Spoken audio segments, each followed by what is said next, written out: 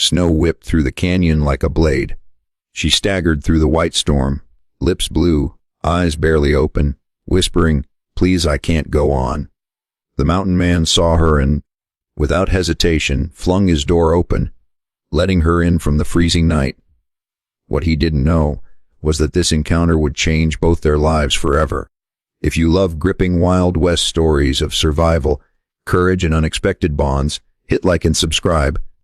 You won't want to miss a moment. The wind cut through the Rockies like 1,000 knives. I'd been stacking firewood outside my cabin when I saw her. A woman shivering violently, barely able to move. Her clothes were ragged, frost clinging to her hair and eyelashes. She stumbled, falling hard into the snow, and I didn't hesitate. I ran, kicking snow aside, and grabbed her arm. Her hands were ice, her face pale as the clouds above. "Please, I can't go on," she whispered, voice trembling. I hoisted her onto my back and carried her inside.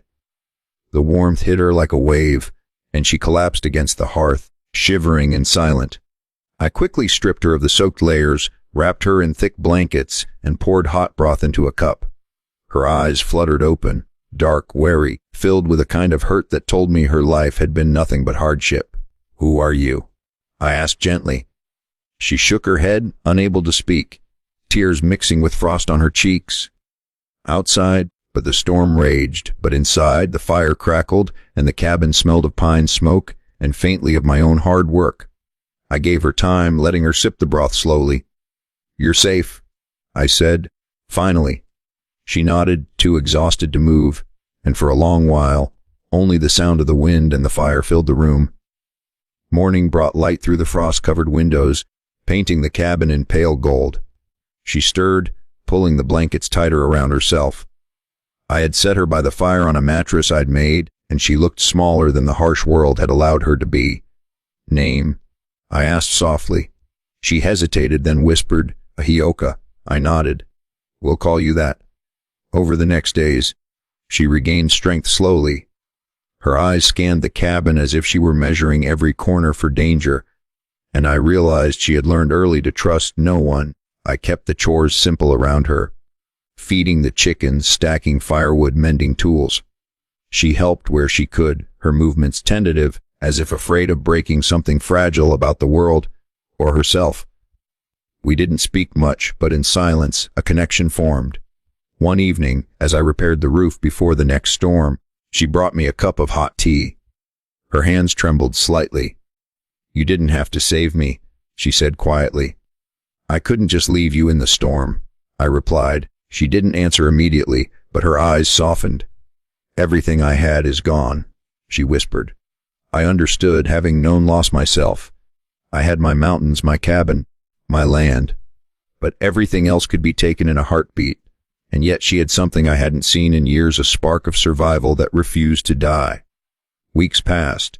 Ahioka gained strength, walking the snowed trails with me to check traps and gather firewood. Her movements became less tentative, more assured, but shadows lingered in her eyes. One day, as we returned from the creek, she froze, listening to distant voices, men on horseback approaching. "They're here," she whispered. I understood immediately. She was running from someone, but I didn't press. I prepared quietly, making sure she had a safe place behind the cabin. The men dismounted, rough and armed, demanding she step out. I stepped forward, rifle in hand. "She's not going anywhere," I said. The leader sneered. "You're meddling, old man." I stood firm. Ahioka emerged slowly, beside me now, not hiding. The men paused, recognition flashing in their eyes. It was her strength, her defiance, that gave them pause. They left without firing, muttering threats. She turned to me, trembling. They would have killed me." I shook my head. "Not while I'm here." In that moment, I saw her truly, not as the broken woman I'd rescued, but as a survivor, fierce and unyielding, who had trusted me enough to stand beside me. And I realized I had trusted her as well. Spring arrived slowly, melting the snow, leaving the mountains streaked with green and gold. Ahioka and I worked together to repair fences, mend the barn, and prepare for the warmer months.